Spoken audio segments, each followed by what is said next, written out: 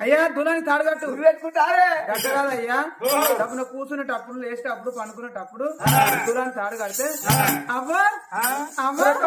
అమ్మా అట్లా కూర్చుంటా మళ్ళీ లేచేటప్పుడు అయ్యా అయ్యా కుట్లు ఇప్పుడు పడపడండి నాకు ఆపరేషన్ అయిందా బస్ స్టాండ్ పోయి కిలంత మేక మటను కైమ కొట్టించుకొని మడత రొట్టెలు వేసుకొని అయ్యా బాలంతా లాగా బరండి పట్టుకొని రాదు బాలంతల బరాన్ని వేరే ఉంటదా ఉంటది